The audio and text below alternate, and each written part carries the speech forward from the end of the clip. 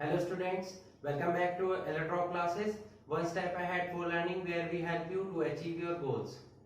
Students, in this lecture we will discuss a very important topic from the chapter electrochemistry and the topic is galvanic cell or we can say that voltaic cell. ठीक है, lecture में हम galvanic और voltaic cell के बारे में discuss करने वाले हैं, साथ ही उनके इंपॉर्टेंट फैक्ट्स और उनके इंपॉर्टेंट पार्ट्स के बारे में हम डिस्कस करेंगे इस लेक्चर में। ओके, तो स्टार्ट करते हैं आज का लेक्चर।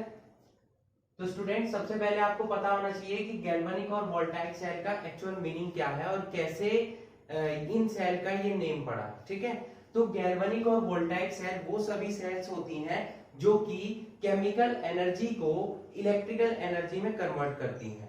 ठीक है, जैसे कि जितने भी हम बैटरीज यूज करते हैं, सेल बैटरीज होती हैं, और अगर इन्वर्टर बैटरीज की बात करें तो जिनमें केमिकल प्रेजेंट होता है और उनके थ्रू हमें इलेक्ट्रिसिटी प्रोवाइड होती है। ठीक है, लाइट प्रोवाइड होती है। उन सभी सेल्स को हम क्या बोलते हैं? गैल्वेनिक सेल या वोल्टाइक सेल बोल सकते हैं।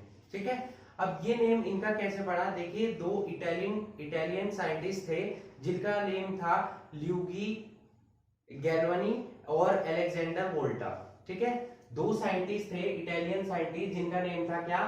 ल्यूगी गैल्वानी, और दूसरे का नेम क्या था? अलेक्जेंडर वोल्टा। उन्हीं दोनों साइंटिस्ट के नेम पर, क्योंकि उन्होंने एक इंपॉर्टेंट कंट्रीब्यूशन दिया in the field of electrochemistry.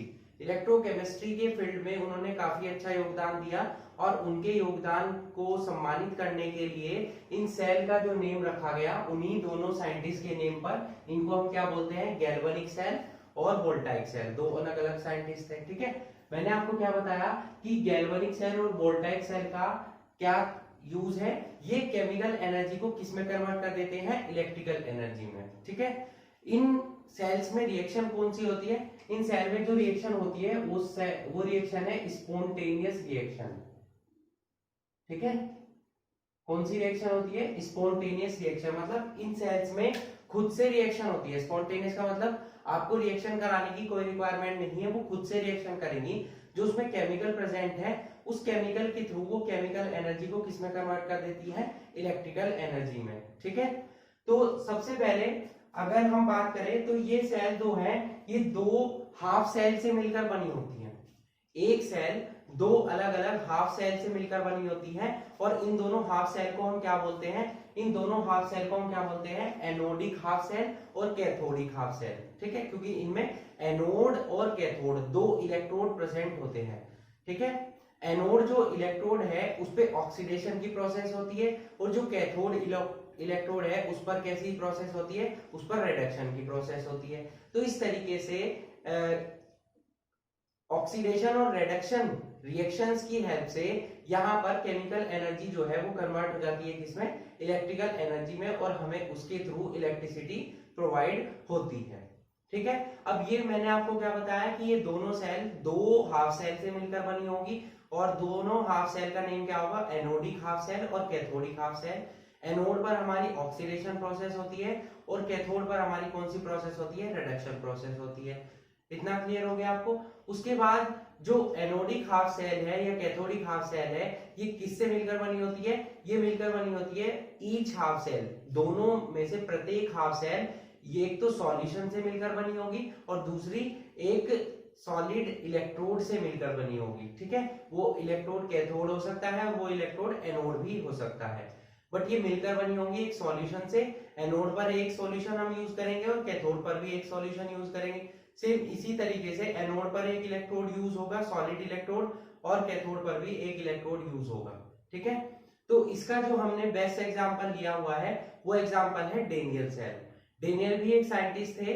अगर हम बोले कि गैल्वेनिक, वोल्टाइक और डेनियल सेल, ये तीनों टर्म्स एक ही है, बस स्पेसिफिक नेम दे दिया गया है। जो डेनियल सेल है उसमें हम स्पेसिफिक सॉल्यूशंस को यूज करते हैं। मतलब एक कौन कौन से वो सॉल्यूशन होते हैं? वो सॉल्यूशन होते हैं जिंक सल्फेट और कॉपर सल्फेट। यहां पर मैंने डायग्राम ड्रॉ किया है डेनियल सेल का। ये जो डेनियल सेल है किसका एग्जांपल है बच्चों? ये एग्जांपल है गैल्वेनिक सेल या वोल्टाइक सेल का। स्पेसिफिक इसलिए बोला गया क्योंकि इसमें हम जो सॉल्यूशन यूज करेंगे वो कभी चेंज नहीं होते हैं। इसमें हमेशा जिंक सल्फेट और कॉपर सल्फेट सॉल्यूशन ही यूज किया जाता है। ठीक है, तो इस सेल को किसने बनाया था? डेनियल साइंटिस्ट ने बनाया था और उन्हीं के नेम के बेसिस पर इसका नेम पड़ा है डेनियल सेल। ठीक है, तो यहाँ पर आप देख सकते हैं कि आपको दिखाई दे रहा होगा इस सेल में कि यहाँ पर हमने दो, जैसे कि मैंने आपको बताया कि प्रत्येक सेल जो गैल्वेनिक या वोल्टाइक सेल होती है वो दो इलेक्ट्रोड से मिलकर बनी होती है। दो इलेक्ट्रोड आपको दिखाई दे रहे होंगे, इस साइड हमने लिया है क्या, एनोड इलेक्ट्रोड, इस साइड लिया है हमने कैथोड इलेक्ट्रोड। ये जो एनोड है यहाँ पर कौन सा इलेक्ट्रोड हमने यूज किया है, जिंक इलेक्ट्रोड, और यहाँ पर हमने कौन सा इलेक्ट्रोड यूज किया है, कैथोड पर हमने यूज किया है कॉपर इलेक्ट्रोड। ठीक है, यहाँ से ये जो एनोड है ये नेगेटिव इलेक्ट्रोड है और जो कैथोड है वो कैसा इलेक्ट्रोड है, पॉजिटिव इलेक्ट्रोड है। अब आप सभी जानते हैं कि जो इलेक्ट्रॉन्स है वो कहां से निकलते हैं, वो निकलते हैं नेगेटिव टर्मिनल से। तो ये नेगेटिव इलेक्ट्रोड है तो यहां से इलेक्ट्रॉन निकलेंगे और यहां से होते हुए चले जाएंगे और किस साइड चले जाएंगे, कैथोड की साइड चले जाएंगे। मतलब फ्लो ऑफ इलेक्ट्रॉन कहां से कहां होगा, लेफ्ट साइड से राइट साइड में होगा। और साथ में आपको ये भी पता है कि जो करंट का फ्लो होता है वो इलेक्ट्रॉन्स की फ्लो के अपोजिट साइड में होता है। अब इलेक्ट्रॉन आपके लेफ्ट टू राइट फ्लो कर रहे हैं तो आपके जो फ्लो होगा, करंट का फ्लो होगा वो क्या होगा, राइट साइड से लेफ्ट साइड में होगा। ये आप देख सकते हैं, मैंने यहाँ पर नोट किया हुआ है। ठीक है, अब यहाँ पर आपको दिखाई दे रहा होगा बीच में मैंने एक यहाँ पर ब्रिज बनाया हुआ है। इस ब्रिज को हम क्या बोलते हैं, साल्ट ब्रिज, क्योंकि इसमें साल्ट्स फिल किए हुए थे। अब साल्ट ब्रिज क्या होता है ये अभी मैं आपको डिटेल में एक्सप्लेन करूंगा कैसे कैसे इसको बनाया जाता है। फिलहाल आपको ये समझना है कि दोनों सॉल्यूशंस को जोड़ने के लिए, करंट के फ्लो के लिए यहाँ पर साल्ट ब्रिज का यूज किया जाता है। ठीक है, साथ ही दोनों इलेक्ट्रोड को हम एक दूसरे से कनेक्ट करने के लिए और इलेक्ट्रिसिटी के फ्लो को कंटिन्यू करने के लिए यहाँ पर हम वायरिंग करते हैं, वायर से इनको आपस में जोड़ देते हैं। और जो सॉल्यूशन है उनको हम किसके थ्रू जोड़ते हैं, साल्ट ब्रिज के थ्रू जोड़ते हैं। तो इस तरीके से यहाँ पर जब इस लिक्विड का, इस केमिकल का कनेक्शन हो जाता है एक इलेक्ट्रोड के केमिकल का दूसरे केमिकल से, तो यहाँ पर वायरिंग के थ्रू और साल्ट ब्रिज के थ्रू इसमें केमिकल एनर्जी कन्वर्ट होनी स्टार्ट हो जाती है इलेक्ट्रिकल एनर्जी में। तो इस तरीके से ये पूरा प्रोसीजर होता है किसी भी गैल्वेनिक या वोल्टाइक सेल का, या बोल सकते हैं यहाँ पर जो हमने एग्जांपल लिया है डेनियल सेल का। ठीक है, इतना क्लियर हो गया। अब मैंने आपको क्या बताया, ये तो हमने डिटेल डिस्कस कर ली किसके बारे में, गैल्वेनिक सेल या वोल्टाइक सेल के बारे में, और उसका हमने एग्जांपल समझ लिया क्या, डेनियल सेल। ठीक है, अब यहाँ पर रिएक्शंस कैसे होती है, मैंने आपको बताया कि यहाँ पर स्पॉन्टेनियस रिएक्शन होती है। तो स्पॉन्टेनियस रिएक्शन एनोड पर एक रिएक्शन होगी और कैथोड पर भी एक रिएक्शन होगी। ठीक है, तो सबसे पहले मैं आपको बता दूं कि ये जो हाफ सेल्स है, जैसे कि यहाँ पर हमने यूज किया है क्या, जिंक सल्फेट सॉल्यूशन, और वहां पर यूज किया है क्या, कॉपर सल्फेट सॉल्यूशन। तो इसको हम शो कैसे करेंगे, सेल रिप्रेजेंटेशन कैसे होगा, सेल को हम रिप्रेजेंट कैसे करते हैं। तो सेल को हम रिप्रेजेंट करते हैं, देखिए यहाँ पर हम जो इलेक्ट्रोड यूज करेंगे सबसे पहले उस इलेक्ट्रोड को नोट करेंगे। तो हमने कौन सा इलेक्ट्रोड यूज किया है, जिंक इलेक्ट्रोड। तो इलेक्ट्रोड हमेशा सॉलिड होते हैं तो इसके साथ में हम S electrode, S word use करेंगे। ठीक है, फिर इसको हम सेपरेट करेंगे, एक लाइन ड्रॉ करेंगे यहाँ पर। ठीक है, इस तरीके से, और फिर हम क्या यूज करेंगे, यहाँ पर हमने क्या यूज किया है, जिंक के साथ जिंक सल्फेट का सॉल्यूशन, ZnSO4 एक्वस फॉर्म में होगा। उसके बाद बीच में हमने क्या बनाया, साल्ट ब्रिज। तो साल्ट ब्रिज को हम दो लाइन के थ्रू नोट करते हैं। ये किसको डिनोट करता है, ये डिनोट करता है साल्ट ब्रिज को। ठीक है, उसके बाद आ जाता है इधर वाला सॉल्यूशन। सॉल्यूशन क्या है, copper sulphate solution, aqueous form में होगा। फिर सेपरेट करेंगे और दूसरा इलेक्ट्रोड क्या है हमारा, कॉपर इलेक्ट्रोड। इस तरीके से किसी भी सेल को हम रिप्रेजेंट कर सकते हैं। ठीक है, अब यहाँ पर ये जो हाफ सेल है इस साइड में, ये एक हाफ सेल है और ये दूसरी हाफ सेल है। ठीक है, ये तो हो जाएगी हमारा लेफ्ट हाफ सेल, और ये हो जाएगा हमारा क्या, राइट हाफ सेल, क्योंकि ये राइट साइड में प्रेजेंट है। या इसी को हम क्या बोल सकते हैं, एनोडिक हाफ सेल, क्योंकि यहाँ पर एनोड है, और इसको हम क्या बोल सकते हैं, कैथोडिक हाफ सेल। ठीक है, या इसी को हम क्या बोल सकते हैं, ऑक्सीडेशन हाफ सेल, और इसको हम क्या बोल सकते हैं, रिडक्शन हाफ सेल। ओके, और साथ में इसको क्या बोल सकते हैं हम, नेगेटिव हाफ सेल, इसको हम क्या बोल सकते हैं, पॉजिटिव हाफ सेल। ये जितने भी मैंने नेम नोट किए हैं ये सभी इन्हीं दोनों हाफ सेल के नेम मैंने यहाँ पर नोट कर दिए हैं। ठीक है, आप इनमें से जो भी आपको याद रहे वो आप नोट कर सकते हैं। ठीक है, अब यहाँ पर रिएक्शन कैसे होती है, मैंने आपको बताया कि एनोड पर रिएक्शन होती है और कैथोड पर रिएक्शन होती है। एनोड पर आपको पढ़ाया गया था, मैंने एक टर्म पढ़ाई थी एनओक्स और रेड कैट, मतलब आप याद रख सकते हैं इसको, एनोड पर हमेशा ऑक्सीडेशन होगा और कैथोड पर हमेशा क्या होगा, रिडक्शन होगा। ठीक है, तो इस तरीके से आप इसको याद रख सकते हैं। उसके बाद आ जाते हैं आगे, एनोड पर रिएक्शन कौन सी होगी। अब एनोड पर मैंने क्या बताया, ऑक्सीडेशन रिएक्शन होगी, और ऑक्सीडेशन में हमेशा क्या होता है, लॉस ऑफ इलेक्ट्रॉन्स होता है। ठीक है, मतलब ऑक्सीडेशन में हमेशा क्या होता है, इलेक्ट्रॉन्स का लॉस होता है। तो यहाँ पर ऑक्सीडेशन कहाँ होगा, यहाँ पर ऑक्सीडेशन होगा जिंक सल्फेट सॉल्यूशन पर, यानी कि एनोड पर। ठीक है, तो एनोड क्या है हमारा, जिंक, एनोड क्या है हमारा, जिंक। ठीक है, तो यहाँ पर ऑक्सीडेशन होगा, मतलब ये क्या करेगा, दो इलेक्ट्रॉन्स का रिमूवल करेगा और एक्वस फॉर्म में कन्वर्ट हो जाएगा। ठीक है, दो इलेक्ट्रॉन्स का इसने क्या कर दिया, यहाँ पर रिमूव कर दिए, लॉस ऑफ इलेक्ट्रॉन। यहाँ पर कौन सी प्रोसेस हुई, ऑक्सीडेशन प्रोसेस, या लॉस ऑफ इलेक्ट्रॉन्स, क्या बोल सकते हैं, लॉस ऑफ इलेक्ट्रॉन्स हुआ यहाँ पर। उसके बाद आ जाते हैं कैथोड पर। कैथोड पर क्या रिएक्शन होगी, कैथोड पर मैंने आपको क्या पढ़ाया है, हमेशा क्या होता है, रिडक्शन होता है। एनोड पर होगा ऑक्सीडेशन और कैथोड पर क्या होगा, रिडक्शन। तो रिडक्शन क्या होगा, कैथोड कॉपर, तो कॉपर, ये जो दो इलेक्ट्रॉन जिंक ने क्या किए, रिमूव किए, इन दोनों इलेक्ट्रॉन्स को कॉपर क्या करेगा, गेन करेगा और किसका फॉर्मेशन कर लेगा, कॉपर इलेक्ट्रोड का। यहां पर क्या हो गया बच्चों, यहां पर हो गया रिडक्शन, या बोल सकते हैं हम गेन ऑफ इलेक्ट्रॉन। अगर इन दोनों इक्वेशन को हम क्या कर दे, ऐड कर दे, तो ये इससे कैंसिल हो जाएगा, तो दोनों को ऐड करेंगे तो क्या बनेगी रिएक्शन हमारी, ZnS plus Cu2 positive aqueous is equals to Zn2 positive aqueous plus CuS। ये हमारी ओवरऑल रिएक्शन हो जाएगी, या जिसको हम बोल सकते हैं क्या, रेडॉक्स प्रोसेस। इसको हम क्या बोलते हैं, रेडॉक्स प्रोसेस। ठीक है, समझ आया आपको इतना।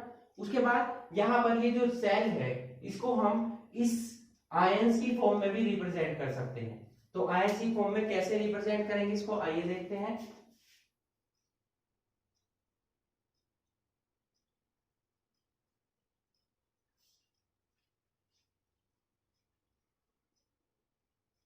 तो ये जो हमने अभी आयंस बनाए हैं, तो यहां से क्या बन जाएगा, ZnS, ये एज इट इज रहेगा। इसको ZnSO4 ना नोट करके हम Zn डबल पॉजिटिव नोट कर लेंगे, इसको Cu डबल पॉजिटिव नोट कर लेंगे, और यहां पर क्या आ जाएगा हमारा, यहां आ जाएगा CuS। इस तरीके से भी आप सेल को रिप्रेजेंट कर सकते हैं। ठीक है, तो क्या देखा आपने, रिएक्शन क्या हुई, एनोड पर क्या हुआ, ऑक्सीडेशन प्रोसेस हुई, यानी कि लॉस ऑफ इलेक्ट्रॉन्स हुआ। उसके बाद कैथोड पर क्या हुआ हमारा, कैथोड पर हुआ रिडक्शन प्रोसेस, और यानी कि वहां पर क्या हो गया, गेन ऑफ इलेक्ट्रॉन्स हो गया।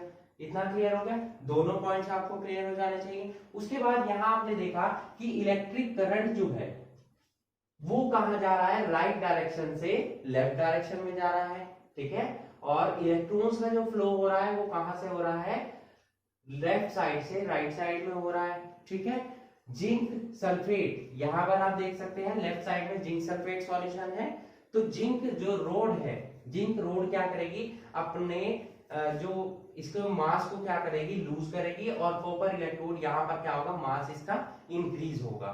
तो ये सभी पॉइंट्स आपको नोट करने हैं कि एनोड पर कौन सी प्रोसेस होती है, कैथोड पर कौन सी प्रोसेस होती है, इलेक्ट्रॉन्स का फ्लो किस साइड में होता है, किस डायरेक्शन से किस डायरेक्शन में होता है, और करंट का फ्लो किस डायरेक्शन में होता है, किस इलेक्ट्रोड का मास जो है वो इंक्रीज होता है, किसका क्या होता है, डिक्रीज होता है।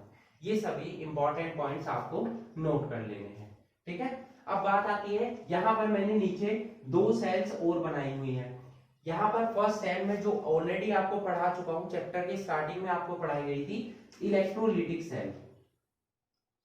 ठीक है, इलेक्ट्रोलिटिक सेल, और एक सेल हमने आज पढ़ रहे हैं हम, जो कि है हमारी गैल्वेनिक या वोल्टाइक सेल। दोनों सेल्स में डिफरेंट क्या है, दोनों सेल्स में इलेक्ट्रोड्स का डिफरेंस है। यहाँ हम जो आज पढ़ रहे हैं गैल्वेनिक और वोल्टाइक सेल जो मोस्टली यूज करते हैं हम, उसमें क्या होता है, जो एनोड इलेक्ट्रोड है वो एक नेगेटिव इलेक्ट्रोड होता है और जो कैथोड इलेक्ट्रोड है वो एक पॉजिटिव इलेक्ट्रोड होता है। ठीक है, जैसे कि आप यहां देख सकते हैं कि यहां पर जो एनोड इलेक्ट्रोड है वो क्या है, नेगेटिव है, और जो कैथोड इलेक्ट्रोड है वो एक पॉजिटिव इलेक्ट्रोड है। जबकि इलेक्ट्रोलाइटिक सेल में क्या होता है, जो एनोड सेल है, ये आप एनोड देख सकते हैं, लेफ्ट साइड में क्या है, एनोड है, राइट साइड में कैथोड है। तो जो एनोड इलेक्ट्रोड है वो पॉजिटिव होता था और कैथोड इलेक्ट्रोड नेगेटिव इलेक्ट्रोड होता था। इसी का जस्ट अपोजिट है गैल्वेनिक और वोल्टाइक सेल। इसमें जो नेगेटिव इलेक्ट्रोड होगा वो हमेशा एनोड होगा और जो पॉजिटिव इलेक्ट्रोड होगा वो हमेशा क्या होगा, कैथोड होगा। ठीक है, दोनों में एक तो डिफरेंस ये हो गया। दूसरा डिफरेंस क्या हो गया कि यहां पर आप देख सकते हैं कि पार्टीशन नहीं किया हुआ है। जैसे हम यहाँ पर साल्ट ब्रिज यूज कर रहे हैं पार्टीशन के लिए, दोनों को ज्वाइंट करने के लिए, यहाँ पर हमने पार्टीशन नहीं किया है, जबकि यहाँ पर हमने एक पार्टीशन यूज किया हुआ है जो कि दोनों इलेक्ट्रोड्स को एक दूसरे से सेपरेट कर रहा है।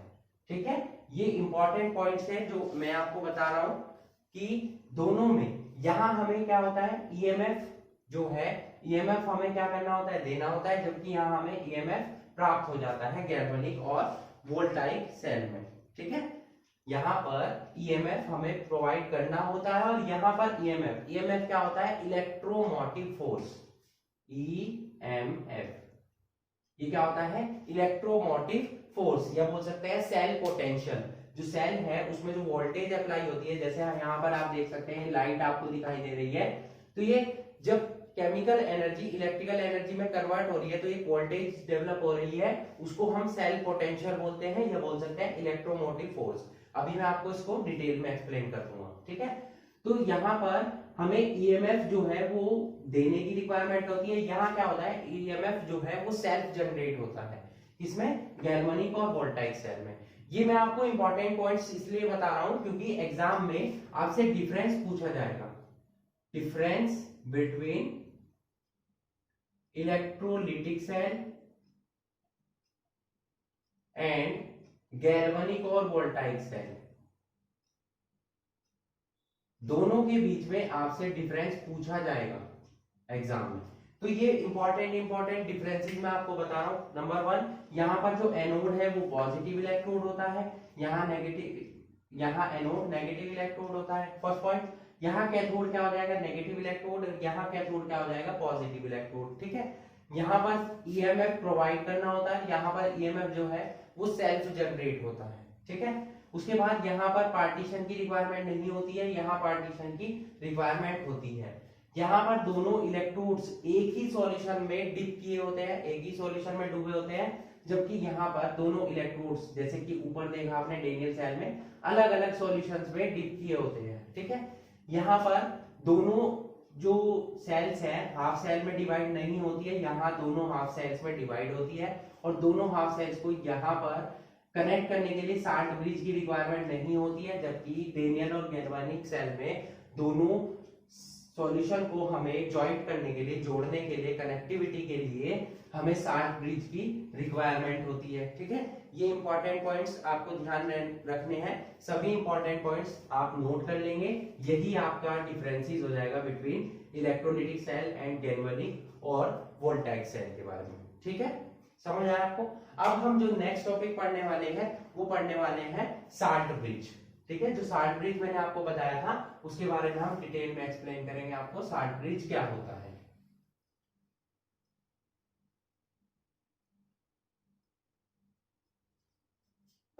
तो नेक्स्ट हेडिंग है बच्चों हमारा साल्ट ब्रिज। ओके, तो क्या होता है बच्चों साल्ट ब्रिज, जैसे कि आपको डायग्राम में यहां पर दिखाई दे रहा है कि यहां पर एक हमने क्या यूज की हुई है, यू टाइप की एक ग्लास ट्यूब यूज की हुई है। ठीक है, इस टाइप से दिखाई दे रहा होगा आपको उसका डायग्राम में। तो यहाँ पर ये साल्ट ब्रिज एक्चुअल में होता क्या है, तो साल्ट ब्रिज एक ऐसा ब्रिज है जो कि दो इलेक्ट्रोलाइट सॉल्यूशन को, हाफ सेल जो है उनके जो इलेक्ट्रोलाइट सॉल्यूशन है उनको आपस में कनेक्ट करता है। ठीक है, ऐसे ब्रिज को हम क्या बोलते हैं, साल्ट ब्रिज बोलते हैं। ठीक है। अब इस साल्ट ब्रिज में प्रेजेंट क्या होता है, ये जो साल्ट ब्रिज है इसमें साल्ट्स फिल किए जाते हैं, और वो साल्ट्स कौन कौन से होते हैं, KCl हो सकता है, जैसे कि यहाँ पर मैंने K पॉजिटिव और Cl नेगेटिव शो किया हुआ है, तो ये KCl हो सकता है, या KNO3 हो सकता है, या हो सकता है NH4NO3। साथ में इसके क्या होता है, 5% सॉल्यूशन होता है ऑफ, किसका सॉल्यूशन होता है, अगार अगार, ये एक टाइप का जेल होता है, ठीक है। या आपने साथ में नेम सुना होगा जिलेटिन, इसको ही हम बोलते हैं अगार अगार जेल, ठीक है। इसका हम कॉम्बिनेशन लेते हैं, साल्ट कौन कौन से हो सकते हैं, KCl हो सकता है, KNO3 हो सकता है, NH4NO3 हो सकता है, साथ में उसके क्या प्रेजेंट होता है, 5% solution of agar agar gel या जिलेटिन, ठीक है। ये अगार अगार जेल हमें मिलता कहां से है, जो रेड एल्गे होती हैं उनसे हमें मिलता है क्या, अगार अगार सॉल्यूशन, ठीक है। इनके यहां से रेड एल्गे के एक्सट्रैक्शन से हमें क्या मिलता है, अगार अगार सॉल्यूशन मिलता है। आपको कैसे मिलता है ये नहीं पढ़ना है, आपको बस पता होना चाहिए कि अगार अगार सॉल्यूशन क्या है, वो कहां से मिलता है, हमें रेड एल्गे से मिलता है, ठीक है। उसके 5% सॉल्यूशन और साल्ट के मिक्सचर को हम क्या करते हैं, ये जो यू टाइप की आपको ग्लास ट्यूब दिखाई दे रही है, ये पहले तो सीधी होती है इस टाइप से, इसमें क्या कर देते हैं, हम इसको फिल कर देते हैं, इसके हॉट सॉल्यूशन को हम इसमें फिल कर देते हैं। इसमें क्या होता है, साल्ट होता है, साल्ट कौन सा, ये ही साल्ट, कॉमन साल्ट नहीं होगा, साल्ट कौन से होंगे, KCl हो सकता है, KNO3 हो सकता है, और NH4NO3 हो सकता है। और इसमें क्या होता है, साथ में अगार अगार सॉल्यूशन होता है। इन दोनों के हॉट कंसंट्रेटेड सॉल्यूशन को हम क्या कर देते हैं, इस ग्लास ट्यूब में फिल कर देते हैं गर्म करके, और उसके बाद उसको ठंडा कर लेते हैं। ठंडा करने पर ये किसका फॉर्म ले लेता है, सेमी सॉलिड का फॉर्म ले लेता है, ठीक है। जिससे कि जब हम इसे उल्टा करते हैं तो ये इससे बाहर नहीं निकल पाता है, क्योंकि ये सॉलिड फॉर्म में कन्वर्ट हो चुका है। और यहाँ पर दोनों सिरों पर हम यहाँ पर गन कॉटन वूल हम यूज करते हैं, ठीक है, कॉटन वूल यूज करते हैं, और इसको यहाँ पर एक दूसरे से अपोजिट साइड में उल्टा करके लगा देते हैं, जिससे कि दोनों इलेक्ट्रोलाइट सॉल्यूशन जो है हाफ सेल के वो आपस में कनेक्ट हो जाते हैं। अब इसका यूज क्या है, इसका यूज ये होता है कि ये दोनों इलेक्ट्रोलाइट सॉल्यूशन को आपस में कनेक्ट कर देता है, दैट मींस इलेक्ट्रिसिटी का प्रोडक्शन एक सेल से दूसरे सेल में ट्रांसफर होने लग जाता है, ठीक है। इलेक्ट्रिसिटी जो इलेक्ट्रॉन्स है वो एक सेल से दूसरे सेल में जाने लग जाते हैं, और इलेक्ट्रिसिटी का कंडक्शन होना स्टार्ट हो जाता है। अगर यहां से हम इसको कनेक्ट नहीं करेंगे तो इलेक्ट्रॉन्स का फ्लो नहीं हो पाएगा, और यहाँ पर कोरोजन का भी चांसेस है, ठीक है। तो ये यहाँ पर डिफ्यूजन, कोरोजन, इन सभी से भी प्रोटेक्ट करता है कौन, साल्ट ब्रिज, ठीक है। इसका यूज आपको क्लियर हो गया। अब यहाँ आपको ये ध्यान रखना है कि साल्ट ब्रिज बनाते टाइम अगर आपका जो सॉल्यूशन है वो Ag पॉजिटिव उसमें आयन प्रेजेंट हो, या Ti पॉजिटिव प्रेजेंट हो, या Hg2 पॉजिटिव, इन तीनों में से कोई भी अगर आयन प्रेजेंट है तो आप KCl यूज नहीं करेंगे। क्यों नहीं करेंगे, क्योंकि KCl में से जो Cl नेगेटिव आयन होगा वो इसके साथ रिएक्शन करके AgCl और TiCl और Hg2Cl2, ठीक है, इसका फॉर्मेशन कर लेगा। अब यहां पर रेजिड्यू बन जाएंगे, व्हाइट रेजिड्यू, और वहां पर जो प्रोसेस है इलेक्ट्रिसिटी के कंडक्शन की वो रुक जाएगी, ठीक है। तो ध्यान रखिएगा जब भी आप ऐसे सॉल्यूशन यूज कर रहे हैं हाफ सेल में जिनमें कि Ag positive, Ti positive, Hg2 positive, इन तीनों में से कोई भी आयन प्रेजेंट हो या इनके सॉल्यूशन प्रेजेंट हो, तब आप कभी भी KCl यूज नहीं करेंगे, आप यूज करेंगे KNO3 और NH4NO3। रीजन आपसे पूछा जाए तो आप बताएंगे कि ये Cl नेगेटिव आयन से रिएक्शन करके व्हाइट रेजिड्यू में कन्वर्ट हो जाते हैं, और रिएक्शन प्रोसेस जो है इलेक्ट्रिसिटी के प्रोडक्शन की वो वहीं रुक जाती है। इसीलिए हम KCl का यूज नहीं करेंगे, किसका यूज करेंगे, KNO3 और NH4NO3 का, ठीक है। तो ये था बच्चों साल्ट ब्रिज और उसके यूजेस, ठीक है। और साथ में ये बताया गया आपको कि कहां पर आपको KCl सॉल्यूशन यूज नहीं करना है, ठीक है। Means limitation of salt bridge. यहां हमने देखा कि साल्ट ब्रिज क्या होता है, उसका क्या यूज होता है, कैसे वो मिलकर बनता है और उसकी लिमिटेशंस क्या होती हैं, ठीक है। नेक्स्ट अब जो हम टॉपिक पढ़ने वाले हैं वो पढ़ने वाले हैं टाइप्स ऑफ इलेक्ट्रोड्स के बारे में। ओके, तो प्लीज नोट इट। नेक्स्ट अब हम चलते हैं टाइप्स ऑफ इलेक्ट्रोड्स पर।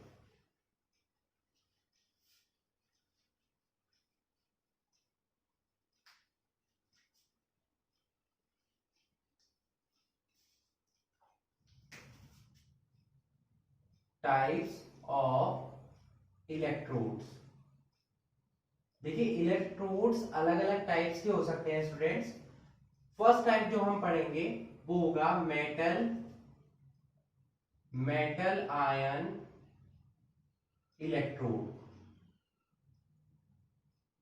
इसका मीनिंग क्या है कि यहां पर मेटल यूज होगी, उसी मेटल का आयन यूज होगा उस इलेक्ट्रोड में। जैसे कि एग्जांपल जो हमने डेनियल सेल का पढ़ा था, यहां क्या हो रहा था कि जो मेटल हमने ली हुई है उसके रोड को हमने उसी मेटल के सॉल्यूशन में डिप किया हुआ है। जैसे जिंक है, जिंक हमारे पास इलेक्ट्रोड था, उसी को हमने जिंक सल्फेट, वो उसी मेटल का सॉल्यूशन है क्योंकि उसमें भी जिंक प्रेजेंट है। जिंक को हमने जिंक सल्फेट में डिप किया और कॉपर को हमने किस में डिप किया, कॉपर सल्फेट सॉल्यूशन में। तो इस टाइप के इलेक्ट्रोड्स को हम क्या बोलते हैं, मेटल आयन इलेक्ट्रोड, जिसमें कि हम किसी भी मेटल के इलेक्ट्रोड को उसी मेटल के सॉल्यूशन में डिप करते हैं, ठीक है। तो यहाँ पर जो हमने डेनियल सेल का एग्जांपल पढ़ा है वो किसका एग्जांपल है बच्चों, मेटल आयन इलेक्ट्रोड, ठीक है। और इसको हम रिप्रेजेंट कैसे करेंगे, इसको हम रिप्रेजेंट ऐसे करेंगे। सपोज हमारे पास ये तो साल्ट ब्रिज हो गया, मेटल प्रेजेंट है, कोई भी मेटल हो सकती है, वो कितने भी इलेक्ट्रॉन्स का डोनेशन कर सकती है। जैसे जिंक 2 इलेक्ट्रॉन का कर रही है, ऐसे ही Ag पॉजिटिव है वो 1 इलेक्ट्रॉन का करेगी, तो यहाँ पर 2 पॉजिटिव या 1 पॉजिटिव आ जाएगा, ठीक है। तो ये एक्वस फॉर्म में होती है। उसके बाद इसको सेपरेट करते हैं मेटल सॉलिड फॉर्म में, ठीक है। तो इस तरीके से हम इसको रिप्रेजेंट कर सकते हैं, ठीक है। जैसे कि हमने एग्जांपल पढ़ा था जिंक सल्फेट और जिंक का, तो उसको हमने कैसे रिप्रेजेंट किया था, तो जिंक ने क्या किया था, 2 इलेक्ट्रॉन का डोनेशन किया था, है ना, Zn2 पॉजिटिव प्लस 2 इलेक्ट्रॉन बनाया था। तो इसको हमने रिप्रेजेंट कैसे किया था, इसको हम ऐसे रिप्रेजेंट कर रहे थे Zn सॉलिड फॉर्म में, उसको सेपरेट कर रहे थे किससे, Zn2 पॉजिटिव एक्वस फॉर्म में। इस तरीके से हमने इसको रिप्रेजेंट किया था, फिर साल्ट ब्रिज आया था। इसी तरीके से कॉपर ने क्या किया था, कॉपर ने 2 पॉजिटिव 2 इलेक्ट्रॉन को गेन किया था यहाँ पर एक्वस फॉर्म में, ये भी एक्वस फॉर्म थी, ठीक है। और क्या बनाया था, कॉपर सॉलिड फॉर्म। तो उसके बाद साल्ट ब्रिज के दूसरी साइड हमने क्या रिप्रेजेंट किया था, 2 पॉजिटिव एक्वस फॉर्म में और CuS, ठीक है। ये दोनों रिप्रेजेंटेशन थी। इन दोनों को जब हम आपस में मिला देते हैं तो ये रिएक्शन हमारी शो हो रही थी, जो हमने सेल रिप्रेजेंटेशन आपको सिखाया था स्टार्टिंग में, ठीक है, इस टाइप से सिखाया था। तो इस तरीके से दोनों को हमने क्या कर दिया, मैचअप कर दिया। बट अलग अलग इलेक्ट्रोड्स पे रिएक्शन कौन सी हो रही है वो यहां मैंने आपको शो कर दिया है, ठीक है।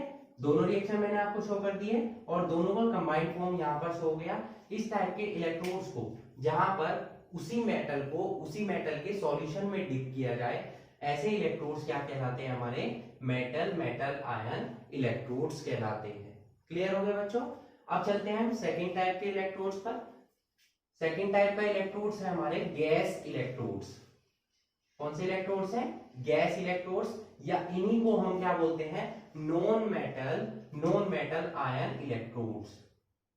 या तो हम इनको क्या बोलेंगे, गैस इलेक्ट्रोड्स, या बोल सकते हैं नॉन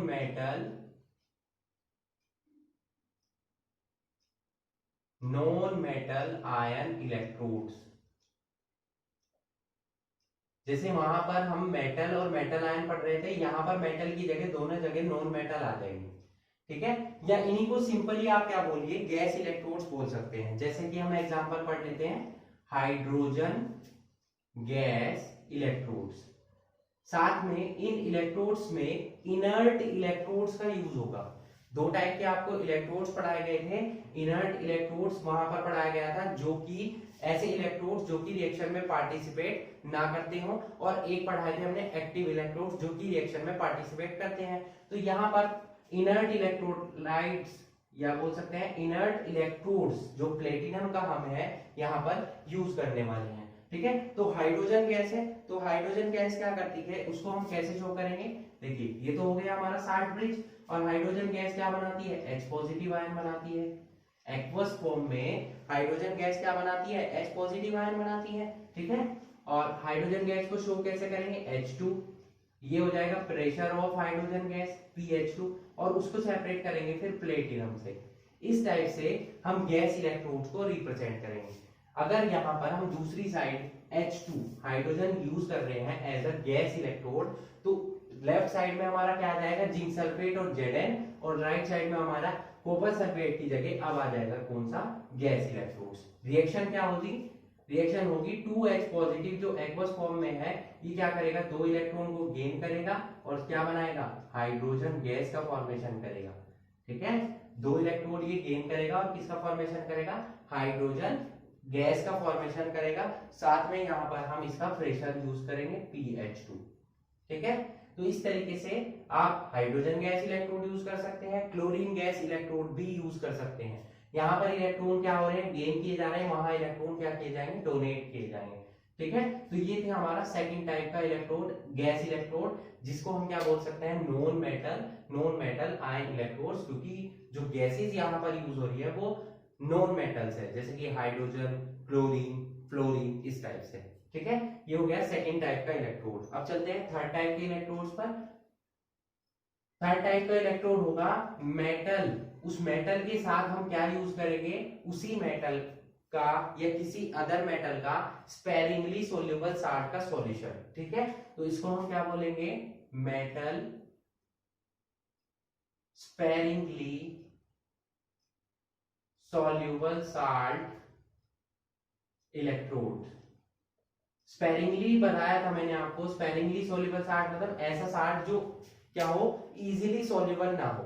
ठीक है, या जो सैचुरेटेड सॉल्यूशन का फॉर्मेशन करता हो, उसको हम क्या बोलते हैं, स्पेरिंगली सोल्यूबल साल्ट बोलते हैं। ठीक है, समझ आया आपको, मतलब मेटल को, जो मेटल की हमारे पास रोड होगी उसके ऊपर हम क्या करेंगे, कवर अप करेंगे एक ऐसे सोल्यूबल साल्ट का जो स्पेरिंगली हो, मतलब जो सैचुरेटेड हो, इजीली डिसॉल्व ना होता हो, फिर उसका कवर अप कर देंगे उस मेटल रोड पर, और उस मेटल रोड को हम डिप करेंगे सोल्यूबल साल्ट के सॉल्यूशन में, ताकि वो आपस में रिएक्शन ना कर पाए। ठीक है, जैसे कि एग्जांपल ले लेते हैं, इसका बेस्ट एग्जांपल है सिल्वर क्लोराइड इलेक्ट्रोड।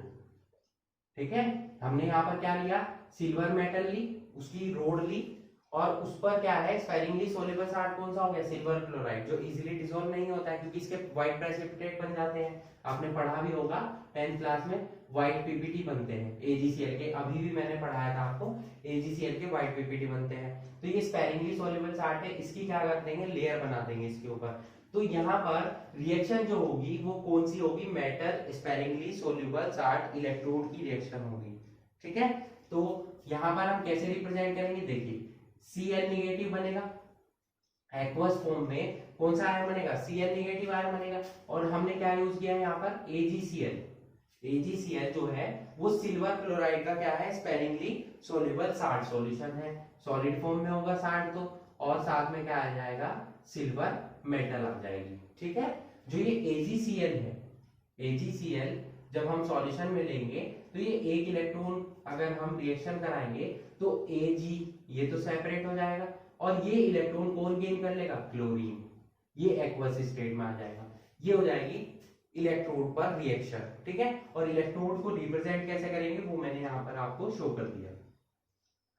ये जितने भी मैं आपको इलेक्ट्रोड सिखा रहा हूँ और ये रिएक्शन सिखा रहा हूँ, ये कहाँ यूज होंगी, ये न्यूमेरिकल पोर्शन में आपकी काफी यूज होने वाली है। और अगर आप ये अच्छे से समझ लेते हैं, तभी ये समझिए कि आपका जो टॉपिक है सेल से रिलेटेड वो तभी कंप्लीट होगा जब आप ये सारी इंफॉर्मेशन आपको पता होगी। ठीक है, ये हो गया हमारा थर्ड टाइप का। 3 टाइप के इलेक्ट्रोड्स हम पढ़ चुके हैं अभी तक। नेक्स्ट चलते हैं हम लास्ट 4th टाइप के इलेक्ट्रोड पर, जो कि हमारा रेडॉक्स इलेक्ट्रोड्स। कौन सा इलेक्ट्रोड? Redox electrode. यहाँ पर रेडोक्स रिएक्शन होती हो मतलब ऑक्सीडेशन रिएक्शन होती हो और रिडक्शन रिएक्शन होती हो, रेडोक्स इलेक्ट्रोड्स। अब यहां पर भी गैस इलेक्ट्रोड्स की तरह ही हम इनर्ट इलेक्ट्रोड्स का यूज करेंगे, यानी कि प्लेटिनम इलेक्ट्रोड का यूज करेंगे। कहां पर? जहां पर एक मेटल, सेम मेटल दो अलग अलग वैलेंसी शो करती हो, ठीक है। जैसे कि सपोज हम एग्जांपल ले लेते हैं यहाँ पर आयरन, तो आयरन क्या हो जाएगी? Fe2 पॉजिटिव भी वो शो करती है ना, और Fe3 पॉजिटिव भी वो शो करती है। साथ में उसके क्या हो जाएगा? Platinum as a inert electrolyte electrodes हम यूज करने वाले हैं, ठीक है। तो क्या होगा? ये जो 3 पॉजिटिव एक्वस फॉर्म होगी, ये एक इलेक्ट्रॉन को गेन करेगी और किस में कन्वर्ट हो जाएगी? Fe2 पॉजिटिव में। भाई यहाँ पर 3 पॉजिटिव आयन थे, एक आयन नेगेटिव आयन इलेक्ट्रोड्स पर से इलेक्ट्रॉन को इसने क्या किया? गेन किया और Fe2 पॉजिटिव में कन्वर्ट होगी। या ये क्या करेगी? ये एक इलेक्ट्रॉन को डोनेट करेगी और किस में कन्वर्ट हो जाएगी? Fe3 पॉजिटिव में। इस तरीके से ये आपस में क्या हो जाएंगी? इंटरचेंज होती रहेंगी, ठीक है। और यहाँ पर आपको क्या यूज करना है? इनर्ट इलेक्ट्रोड प्लेटिनम यूज करना है, ठीक है। तो यहाँ पर आप देख सकते हैं कि एक ही मेटल दो अलग अलग वैलेंसी शो कर रही है, तो यहाँ पर कौन सी रिएक्शन होगी? रेडॉक्स रिएक्शन होगी। That's why these electrodes are known as redox electrodes. तो टोटल ये स्टूडेंट्स मैंने आपको 4 टाइप के इलेक्ट्रोड्स पढ़ा दिए हैं, ठीक है। Metal ion electrodes, non metal ion electrodes, या जिसको हम गैस इलेक्ट्रोड्स बोलते हैं। थर्ड था हमारा metal sparingly soluble salt electrode, और फोर्थ है लास्ट रेडॉक्स इलेक्ट्रोड्स, ठीक है। चारों इलेक्ट्रोड्स आपको इंपॉर्टेंट है, आप इनकी स्टडी करेंगे अच्छे से, ठीक है। अब नेक्स्ट हम डिस्कस करेंगे एक इंपॉर्टेंट टॉपिक, इलेक्ट्रोड पोटेंशियल, और साथ में जो मैंने आपको पढ़ाया था स्टार्टिंग में ईएमएफ, यानी कि इलेक्ट्रोमोटिव फोर्स, ठीक है। तो आप इसे नोट कर लीजिए। नेक्स्ट अब हम चलेंगे इलेक्ट्रोड पोटेंशियल पर, ओके। अब नेक्स्ट चलते हैं बच्चों हम इलेक्ट्रोड पोटेंशियल पर।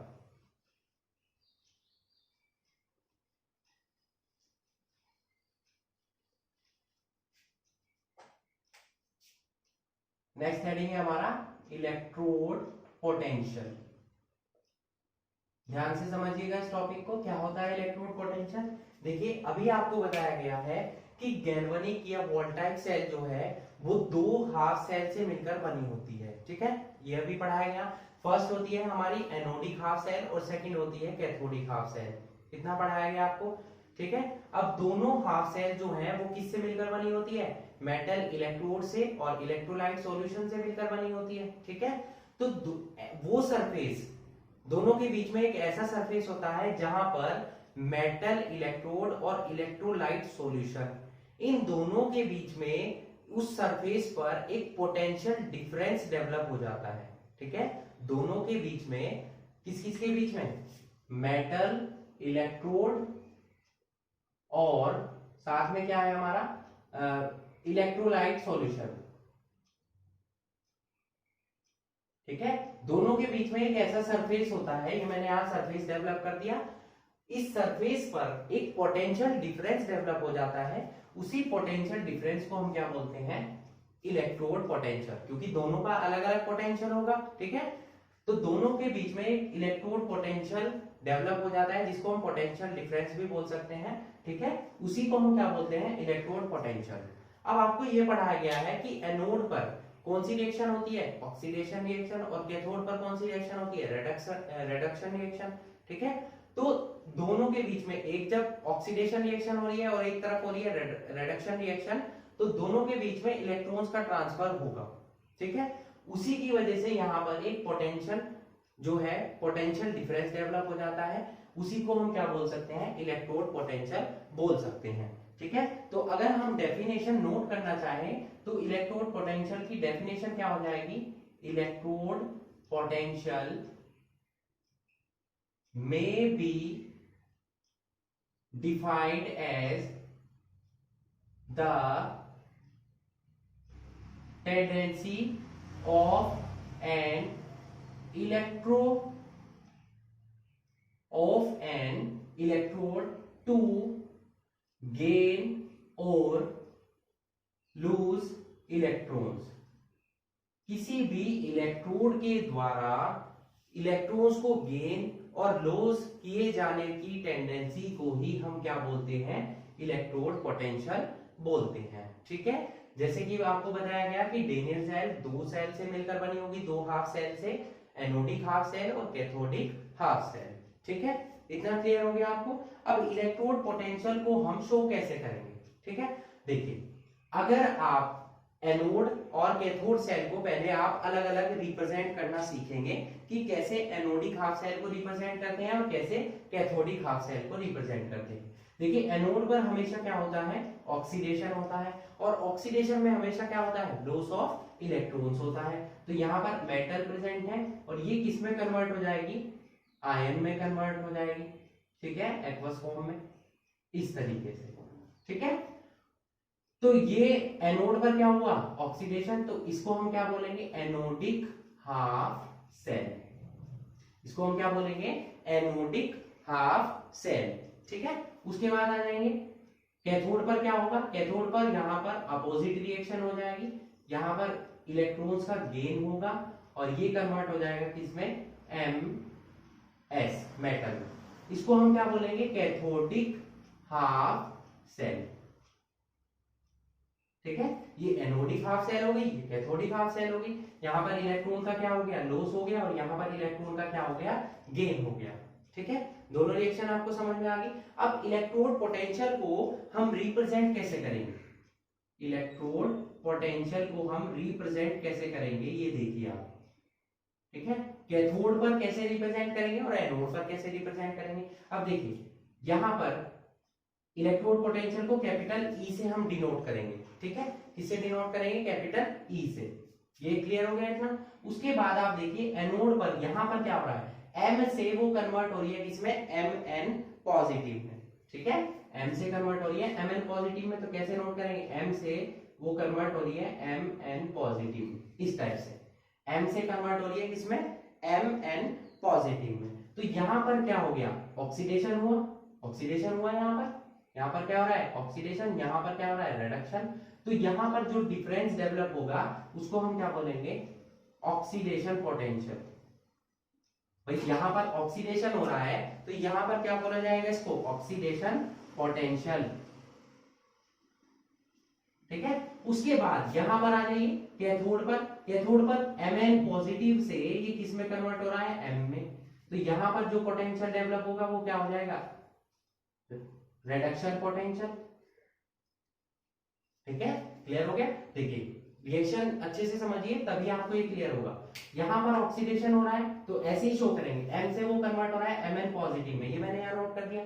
ऑक्सीडेशन हो रहा है तो ऑक्सीडेशन पोटेंशियल हो गया। ठीक है, यहाँ क्या हो रहा है, रिडक्शन हो रहा है, Mn पॉजिटिव से कन्वर्ट हो रहा है Ms में वो, तो Mn पॉजिटिव से कन्वर्ट हो गया M में, और क्या बन गया, रिडक्शन पोटेंशियल। ठीक है, दोनों एक दूसरे के अपोजिट है, ये दोनों आप देख सकते हैं एक दूसरे के अपोजिट है।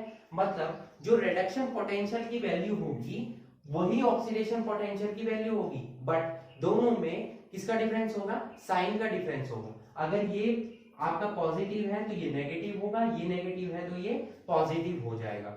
ठीक है, तो मतलब हम क्या लिख सकते हैं यहाँ पर, एज अ कंक्लूजन हम क्या नोट कर सकते हैं, यहाँ मैं नोट कर देता हूं, E M M N positive is equal to किसका हो जाएगा, minus E M N positive slash M के। ठीक है, जो ऑक्सीडेशन पोटेंशियल की वैल्यू होगी वही रिडक्शन पोटेंशियल की वैल्यू होगी, बट दोनों में किसका डिफरेंस होगा, साइन का डिफरेंस होगा। किसका डिफरेंस होगा बच्चों, दोनों में साइन का डिफरेंस होगा। ठीक है, इतना क्लियर हो गया आपको। आगे चलते हैं हम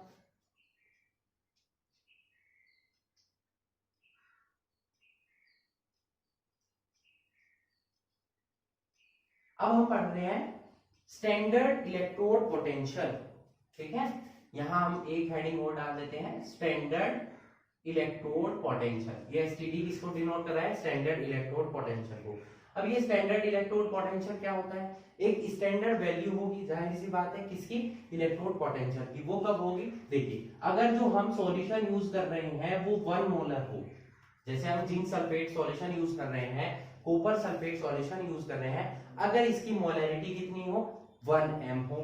ठीक है, टेम्परेचर कितना हो, 25 डिग्री सेंटीग्रेड। जो नॉर्मल रूम टेम्परेचर होता है वो कितना हो, 25 डिग्री सेंटीग्रेड। और प्रेशर जो है ये तो हो गया इसकी मोलैरिटी हो गई, ठीक है, ये हो गया इसका टेम्परेचर और ये हो गया इसका प्रेशर। अगर प्रेशर इसका कितना हो 1 atm, अगर ये तीनों कंडीशन एक साथ सेटिस्फाई हो रही है तो वहां पर जो इलेक्ट्रोड पोटेंशियल है वो किसके इक्वल हो जाएगा, स्टैंडर्ड इलेक्ट्रोड पोटेंशियल के। मतलब अगर किसी सॉल्यूशन की मोलैरिटी 1 मोलर है, टेम्परेचर 25 डिग्री सेंटीग्रेड है और प्रेशर कितना है 1 atm है, तब इलेक्ट्रोड पोटेंशियल क्या कहलाता है, स्टैंडर्ड इलेक्ट्रोड पोटेंशियल कहलाता है। और इसको हम किससे डिनोट करते हैं, ई नोट से। इलेक्ट्रोड पोटेंशियल को हम किससे नोट कर रहे थे, ई से, और इसको हम डिनोट करेंगे किससे, ई नोट से, ठीक है। जैसे मैंने अभी आपको बताया कि जो नेगेटिव इलेक्ट्रोड होगा या ऑक्सीडेशन पोटेंशियल होगा वो रिडक्शन पोटेंशियल का जस्ट अपोजिट होगा, वैल्यू सेम रहेगी बट दोनों में साइन का डिफरेंस रहेगा।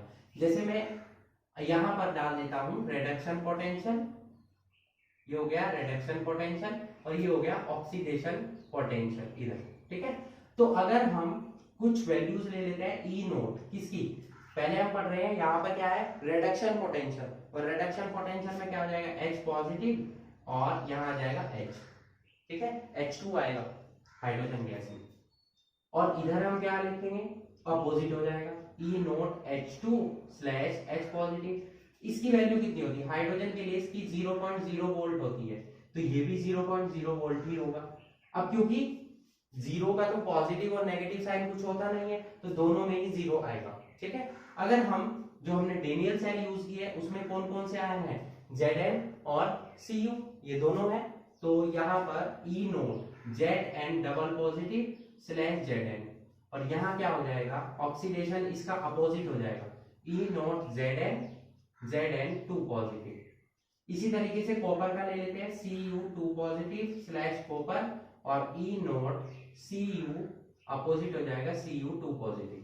ये मैंने नोट कर दी यहाँ पर रिडक्शन पोटेंशियल, और यहाँ पर क्या नोट कर दिया ऑक्सीडेशन पोटेंशियल, ठीक है, इतना क्लियर हो गया। अब यहाँ पर इसकी जो वैल्यू होती है वो इतनी होती है 0.76 वोल्ट, और इसकी होती है प्लस में 0.34 वोल्ट। ये आप याद रख लीजिएगा, ये जब एग्जाम में न्यूमेरिकल्स आएंगे तो ये आपको वैल्यू दी जाएंगे, ठीक है। तो मेरा मतलब जो है यहाँ पर सिखाने से वो ये है कि इसकी वैल्यू माइनस है तो इसकी वैल्यू कितनी हो जाएगी, प्लस में हो जाएगी, और यहाँ इसकी वैल्यू पॉजिटिव है तो इसकी कितनी हो जाएगी, नेगेटिव हो जाएगी। मतलब ऑक्सीडेशन पोटेंशियल और रिडक्शन पोटेंशियल इन दोनों की वैल्यू सेम होती है बट दोनों में डिफरेंसेस किसके होते हैं, साइन के डिफरेंसेस होते हैं, ठीक है। समझ आया आपको इतना, ये था इलेक्ट्रोड पोटेंशियल और स्टैंडर्ड इलेक्ट्रोड पोटेंशियल। ध्यान रखिएगा स्टैंडर्ड इलेक्ट्रोड पोटेंशियल को हम कैसे नोट करते हैं, कहां पर ऑक्सीडेशन पोटेंशियल को हम कैसे नोट करेंगे और रिडक्शन पोटेंशियल को हम कैसे नोट करेंगे, ठीक है। ये मैंने आपको प्रीवियस भी सिखाया और यहाँ पर आप देख सकते हैं इनकी वैल्यूज को, ठीक है। इतना क्लियर हो गया। अब नेक्स्ट चलते हैं हम नेक्स्ट हेडिंग पर अपने ईएमएफ पर, ठीक है। ईएमएफ या बोल सकते हैं सेल पोटेंशियल। ईएमएफ मतलब इलेक्ट्रोमोटिव फोर्स,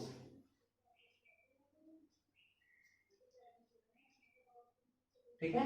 नेक्स्ट हेडिंग हो जाएगा हमारा ईएमएफ और सेल पोटेंशियल। ईएमएफ क्या होता है बच्चों और सेल पोटेंशियल क्या होता है, ठीक है। ध्यान से समझिएगा कि मैंने अभी आपको क्या पढ़ाया कि सेल पोटेंशियल, किसी भी सेल में जो पोटेंशियल डेवलप होता है वो एक तरीके से पोटेंशियल डिफरेंस होता है, ठीक है। जो सेल पोटेंशियल या इलेक्ट्रोमोटिव फोर्स जो होगा वो एक तरीके से पोटेंशियल डिफरेंस होगा between the two electrodes when electrons are transfer from anode to cathode.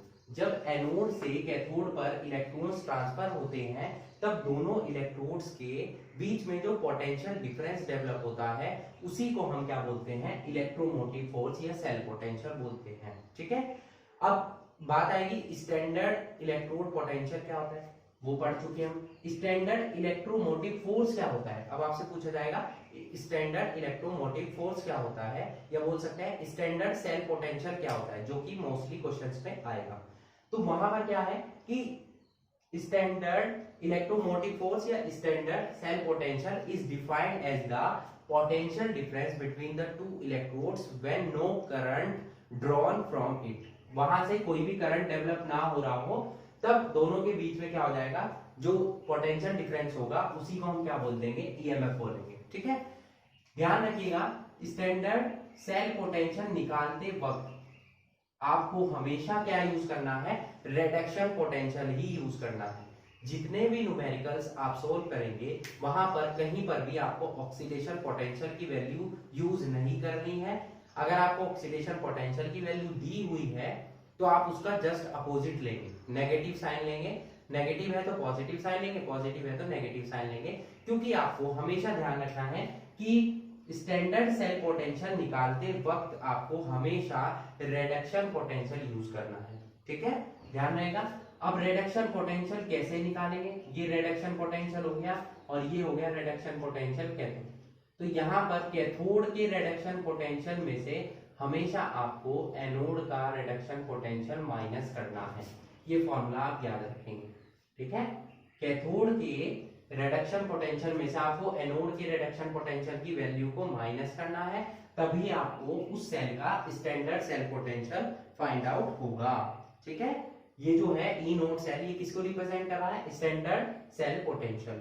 ठीक है, एग्जांपल मैं आपको सिखा देता हूं कैसे करेंगे। हमने डेनियल सेल पढ़ी है, तो डेनियल सेल को हमने कैसे रिप्रेजेंट किया था, कुछ इस टाइप से रिप्रेजेंट किया था जो मैंने आपको सिखाया है। ठीक है, इस टाइप से। ठीक है, या आयंस में इसको रिप्रेजेंट करेंगे तो कैसे रिप्रेजेंट करेंगे, यहां आ जाएगा Zn2 पॉजिटिव एक्वस फॉर्म में, यहां आ जाएगा Cu2 पॉजिटिव एक्वस फॉर्म में, साथ में आ जाएगा Cu।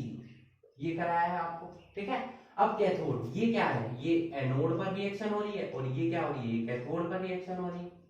ध्यान रहेगा इसका। अब आ जाइए ई नोड सेल निकालने के लिए। ई नोड सेल क्या हो जाएगा, ई नोड किसका, देखिए कैथोड में से हमें किसके माइनस करना है, कैथोड में से हमें माइनस करना है किसको, एनोड को। अब कैथोड पर हमेशा हमें किसकी वैल्यू लेनी है, हमें वैल्यू लेनी है रिडक्शन की। तो रिडक्शन कैसे होगा, जब 2 पॉजिटिव से वो Cu में कन्वर्ट होगा और जब वो Zn2 पॉजिटिव से किस में कन्वर्ट होगा, Zn में। ठीक है, अब मैंने आपको कुछ वैल्यूज नोट कराई थी, इन्हीं दोनों की वैल्यू मैंने अभी आपको नोट कराई थी। इसकी वैल्यू कितनी थी, इसकी वैल्यू थी रिडक्शन पोटेंशियल की 0.34 और इसकी वैल्यू कितनी थी 0.76, बट वो नेगेटिव थी। तो यहां नेगेटिव नेगेटिव क्या हो जाएगा, पॉजिटिव हो जाएंगे दोनों। ठीक है, माइनस माइनस क्या हो जाएगा, यहाँ प्लस हो जाएगा, मतलब ई नोड सेल जो है वो दोनों को ऐड कर दिया जाएगा। तो दोनों को ऐड करेंगे तो कितना आएगा 1.10 वोल्ट।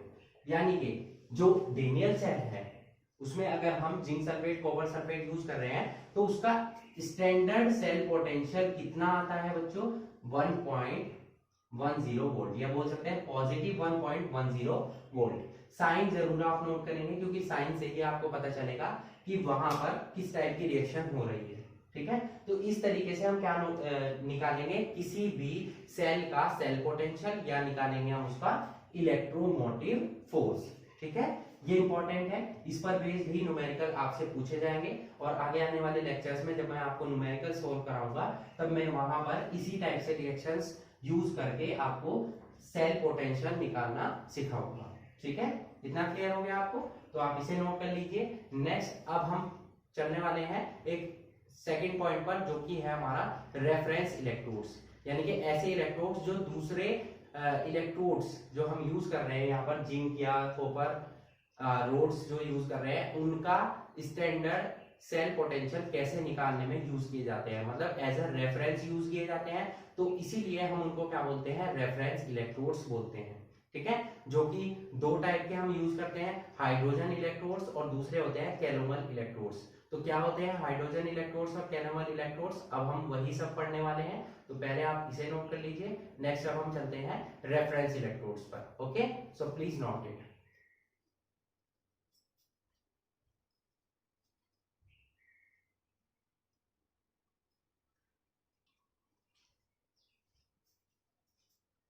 अब नेक्स्ट हेडिंग है हमारा बच्चों रेफरेंस इलेक्ट्रोड्स। ठीक है, रेफरेंस इलेक्ट्रोड्स क्या होते हैं, it is an electrode whose standard reduction potential value is arbitrary taken as zero, ठीक है, जिसकी स्टैंडर्ड रिडक्शन पोटेंशियल की वैल्यू जीरो हम मान लेते हैं, या प्रैक्टिकली जो देखा गया है उसकी स्टैंडर्ड रिडक्शन पोटेंशियल की वैल्यू जीरो होती है, ठीक है। तो ऐसे इलेक्ट्रोड को हम क्या बोलते हैं, रेफरेंस इलेक्ट्रोड। अब रेफरेंस इलेक्ट्रोड इनको क्यों बोला गया, क्योंकि इन इलेक्ट्रोड्स की रिडक्शन पोटेंशियल की वैल्यू की हेल्प से हम दूसरे इलेक्ट्रोड्स की स्टैंडर्ड रिडक्शन पोटेंशियल की वैल्यू को फाइंड आउट करते हैं, मतलब ये एज अ रेफरेंस यूज किए जाते हैं, that's why they are known as reference electrodes, ठीक है।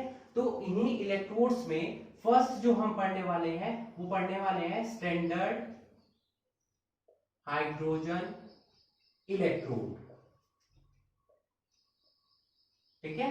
इसको हम इन शॉर्ट SHE भी बोलते हैं, ये आपको बुक्स में बार बार लिखा मिलेगा SHE। SHE means standard hydrogen electrode. इतना क्लियर हो गया। अब स्टैंडर्ड हाइड्रोजन इलेक्ट्रोड इसको क्यों बोला गया, देखिए हाइड्रोजन इलेक्ट्रोड तो इसलिए बोला गया क्योंकि मैंने आपको गैस इलेक्ट्रोड्स जो पढ़ाए हैं उसमें हाइड्रोजन गैस यूज की करनी सिखाई थी, तो हाइड्रोजन गैस यूज हो रही है, that's why it is known as hydrogen electrode. Standard क्यों बोला गया, क्योंकि इसका एक पर्टिकुलर मोलर सॉल्यूशन हम यूज करेंगे, उसका एक पर्टिकुलर टेम्परेचर होगा और एक पर्टिकुलर प्रेशर होगा, ठीक है, स्टैंडर्ड प्रेशर जिसको हम बोलते हैं 1 atm। इसीलिए इसको हमने क्या बोला, स्टैंडर्ड हाइड्रोजन इलेक्ट्रोड बोला, ठीक है। अब यहाँ पर इसको हम शो कैसे करते हैं, आपको शो करना सिखाया है कैसे। H पॉजिटिव आयन होता है जिसकी मोलैरिटी हम कितनी यूज करेंगे यहाँ पर 1 मोल, ठीक है। साथ में हाइड्रोजन गैस जो यूज होगी, ठीक है, उसका एक प्रेशर कितना होगा, प्रेशर उसका कितना हो जाएगा 1 atm हो जाएगा, और साथ में हम platinum as a inert electrode use करेंगे। इस तरीके से मैंने आपको सिखाया किसी भी गैस इलेक्ट्रोड्स को नोट करना। अब इसकी वैल्यू हाइड्रोजन के लिए ई नोट सेल की जो रिडक्शन वैल्यू है, चाहे वो H पॉजिटिव H2 हो या H2 H पॉजिटिव हो, मतलब चाहे वो ऑक्सीडेशन पोटेंशियल हो चाहे रिडक्शन पोटेंशियल हो, इसकी वैल्यू 0.0 वोल्ट ही आती है। अब इसकी वैल्यू हमें पता चल गई, इसको हम एज अ रेफरेंस यूज करेंगे। जैसे हमने क्या किया, डेनियल सेल आपने पढ़ी थी, इस साइड हमने एनोड पर जिंक सल्फेट यूज किया, उधर हमने कॉपर सल्फेट यूज किया। अब हम क्या करेंगे, उस साइड के जो कैथोड है, कैथोड से कॉपर सल्फेट वाले या कैथोडिक हाफ सेल को हम रिप्लेस कर देंगे किसके हेल्प से, इस स्टैंडर्ड हाइड्रोजन इलेक्ट्रोड की हेल्प से, मतलब इसको वहां पर यूज करेंगे, ठीक है। तो रिएक्शन क्या हो जाएगी, रिएक्शन हो जाएगी ZnS वहां यूज कर रहे थे हम, साथ में क्या आ रहा था जिंक सल्फेट का सॉल्यूशन ZnSO4, और अब यहाँ पर कॉपर सल्फेट की जगह हम ये यूज करेंगे H पॉजिटिव जिसका मोलैरिटी 1 मोल होगी, हाइड्रोजन गैस जिसका 1 atm प्रेशर होगा, और साथ में प्लेटिनम। तो ये रिएक्शन वहां पर हो जाएगी जब हम जिंक सल्फेट के साथ क्या यूज करेंगे, जिंक सल्फेट के सॉल्यूशन के साथ स्टैंडर्ड हाइड्रोजन इलेक्ट्रोड को यूज करेंगे। अब इसकी जो ई नोट सेल की वैल्यू देखी गई, ओवरऑल जो ये सेल डेवलप हुई उसके लिए ई नोट सेल की वैल्यू कितनी आई, प्लस 0.76 वोल्ट आई, ठीक है। अब ई नोट सेल आपको पता है कैसे निकलती है, ई नोट सेल कैसे निकलती है, कैथोड माइनस एनोड, ये होता है।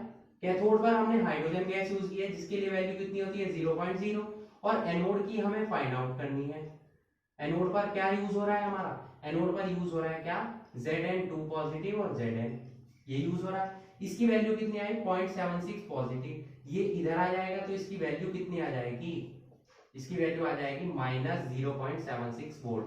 तो वो जो वैल्यू मैंने आपको नोट कराई थी जिंक के लिए, E nought Zn positive Zn reduction potential की वैल्यू जो नोट कराई थी माइनस 0.76 वोल्ट, वो इस तरीके से फाइंड आउट की जाती है। इसी तरीके से आप कॉपर की फाइंड आउट करेंगे तो प्लस 0.34 वोल्ट आएगा, ठीक है। मैग्नीशियम की करेंगे माइनस 2.37 आएगा। इसी तरीके से सभी जितने भी इलेक्ट्रोड्स हम यूज करते हैं, hydrogen electrode, standard hydrogen electrode की हेल्प से हम उनका रिडक्शन पोटेंशियल फाइंड आउट कर सकते हैं।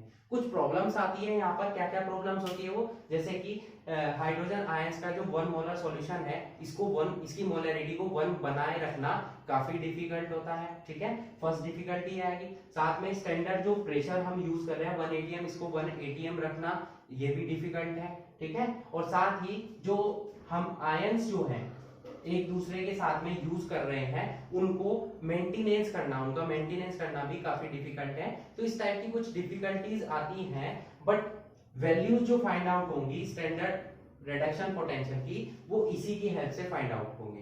ठीक है, ये तो था हमारा स्टैंडर्ड हाइड्रोजन इलेक्ट्रोड, ठीक है, जिसको एज अ रेफरेंस इलेक्ट्रोड हम यूज करते हैं फर्स्ट। ठीक है, सबसे ज्यादा यही यूज किया जाता है standard hydrogen electrode reduction potential की वैल्यू को फाइंड आउट करने के लिए। एक सेकंड इलेक्ट्रोड मैंने यहाँ पर बनाया हुआ है, इसका डायग्राम जो है स्टैंडर्ड हाइड्रोजन इलेक्ट्रोड का आप यहाँ देख सकते हैं किस टाइप से इसका डायग्राम होता है। ठीक है, और दूसरा है कैलोमल इलेक्ट्रोड। कैलोमल मतलब जिसमें मरकरी यूज होती हो। ठीक है, तो अब हम इसको डिस्कस करने वाले हैं, तो आप इसे नोट कर लीजिए। नेक्स्ट अब हम चलते हैं कैलोमल इलेक्ट्रोड पर। ओके,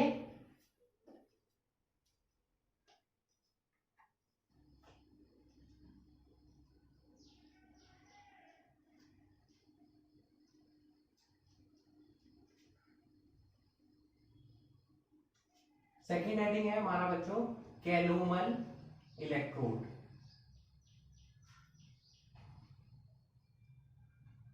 तो जैसे कि आपको दिखाई दे रहा है यहाँ पर मैंने कैलोमल इलेक्ट्रोड का डायग्राम ड्रॉ किया हुआ है। तो इसमें क्या होता है, एक ट्यूब टाइप आपको दिखाई दे रही होगी, ग्लास ट्यूब। इसमें क्या होता है, जो सबसे नीचे वाला पार्ट है इसमें क्या फिल की होती है, हमने मरकरी फिल की है। उससे जस्ट ऊपर वाले पार्ट में जो ब्लैक पार्ट आपको दिखाई दे रहा है, इसमें पेस्ट होता है। पेस्ट किस चीज का होता है, मरकरी और मर्क्यूरी क्लोराइड यानी कि Hg और Hg2Cl2 दोनों का पेस्ट यहाँ पर हमने फिल किया हुआ है। ठीक है, उसके बाद इसके ऊपर पूरी ट्यूब को हमने फिल किया हुआ है KCl सॉल्यूशन। एक मतलब KCl सॉल्यूशन यहाँ पर फिल किया हुआ है जिसकी कंसंट्रेशन हमें पहले से ही पता होती है। ठीक है, तो इसको हम as a reference electrode use करते हैं।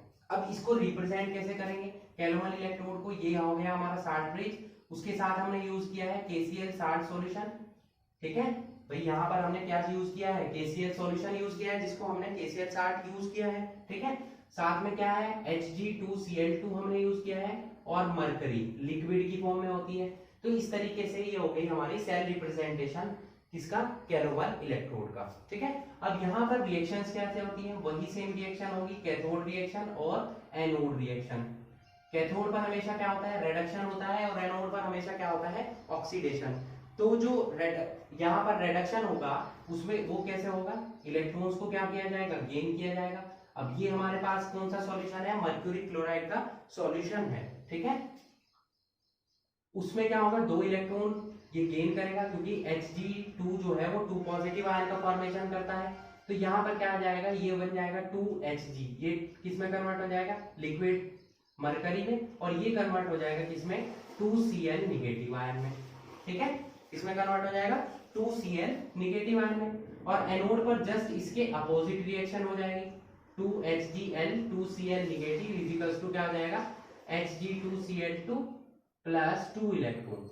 इस तरीके से कैथोड पर और एनोड पर ये दोनों रिएक्शन हो जाएंगी किसमें, कैलोमल इलेक्ट्रोड में। ओके, तो ये जो कैलोमल इलेक्ट्रोड है ये भी as a reference electrode use किया जाता है। जैसे कि हमने स्टैंडर्ड हाइड्रोजन इलेक्ट्रोड को as a reference electrode use किया था, वहां पर हाइड्रोजन इलेक्ट्रोड की जगह ये कैलोमल इलेक्ट्रोड भी हम यूज कर सकते हैं। ठीक है, मैंने आपको बताया कि इसकी जो KCl की वैल्यू है, KCl सॉल्यूशन की, ये अलग अलग हो सकती है। उसी के बेसिस पर KCl सॉल्यूशन की जब कंसंट्रेशन चेंज होगी, उसी के बेसिस पर इसकी जो कैलोमल इलेक्ट्रोड है इसकी रिडक्शन पोटेंशियल की वैल्यू भी चेंज होती रहेगी। तो वो वैल्यू अगर हमें पता चल जाती है तो इसको हम यहाँ पर as a anodic half cathodic half cell जब यूज कर लेंगे, तो दूसरे जो एनोडिक हाफ सेल है उसकी इलेक्ट्रोड रिडक्शन पोटेंशियल की वैल्यू को हम फाइंड आउट कर सकते हैं। जैसे कि कुछ स्टैंडर्ड वैल्यूज मैं आपको बता देता हूँ। कंसंट्रेशन यहाँ पर ले लेते हैं हम KCl की, और यहाँ पर आ जाएगी हमारी E0 Hg2 पॉजिटिव और साथ में Hg। ठीक है, ये जो रिडक्शन पोटेंशियल की वैल्यू है ये यहाँ पर हम निकाल लेंगे। ठीक है, तो अगर हम सैचुरेटेड KCl सॉल्यूशन यूज कर रहे हैं, सैचुरेटेड मतलब जिसकी मोलैरिटी 1 मोल हो, फिर अगर हम 1 नॉर्मल KCl यूज कर रहे हैं या 0.1 नॉर्मल KCl यूज कर रहे हैं, तो इनकी वैल्यूज कितनी कितनी आती है। तो सैचुरेटेड KCl सॉल्यूशन है, इसकी जो वैल्यू आती है कितनी आती है, 0.2415 वोल्ट। ठीक है, और जो 1 नॉर्मल KCl है इसकी वैल्यू आती है 2800 वोल्ट। इसकी वैल्यू कितनी आती है, 0.3338 वोल्ट। ये वैल्यूज आपको लर्न करने की कोई रिक्वायरमेंट नहीं है, ये मैं आपको बता रहा हूं कि अगर आप कंसंट्रेशन चेंज करते हैं KCl की तो उसके लिए रिडक्शन पोटेंशियल की वैल्यू भी चेंज होती रहती है। ठीक है, जो नॉर्मली हम यूज करते हैं वो ये वाला यूज करते हैं, ये वाली वैल्यू, ये आपको क्वेश्चन में दी जाएगी जब आपको न्यूमेरिकल सॉल्व करने के लिए बोला जाएगा। ठीक है, तो ये था कैनोवल इलेक्ट्रोड। इससे पहले हमने पढ़ लिया स्टैंडर्ड हाइड्रोजन इलेक्ट्रोड। तो दोनों रेफरेंस इलेक्ट्रोड्स की आप प्रैक्टिस करेंगे और क्या क्या इनकी वैल्यूज होती है उनको आप लर्न करने की कोशिश करेंगे, अदरवाइज आपको एग्जाम में क्वेश्चंस में दी जाएंगी। ओके, क्लियर हो गया? ओके स्टूडेंट्स, तो यहाँ पर हमारा इलेक्ट्रोड से रिलेटेड टॉपिक कंप्लीट हो जाता है। नेक्स्ट लेक्चर में अब हम डिस्कस करने वाले हैं एक इंपॉर्टेंट इक्वेशन को, जो कि है नल्स इक्वेशन। ओके, तो तब तक आप इस लेक्चर की प्रैक्टिस कीजिए और इस लेक्चर से रिलेटेड नोट्स को प्रिपेयर कीजिए। Okay, so that's it for today. Hope you enjoyed the video and thanks for watching.